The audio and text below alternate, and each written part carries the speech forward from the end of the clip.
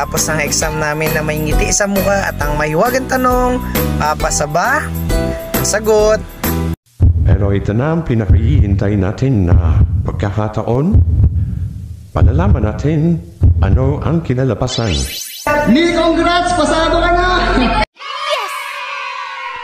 At agad nilang sinin sa akin ito. Pagkakita ko ng litratong ito, agad akong umiyak sapagkat naramdaman, naranasan, at ipinakita sa akin ng Diyos na siya ay mabuti. Salamat, Lord, sa iyong pagmamahal at pagiging totoo. hanggang sa pumasa na rin si Kathleen, kitang-kita ang saya sa kanilang lahat. Pero mas lalo na kay Kathleen.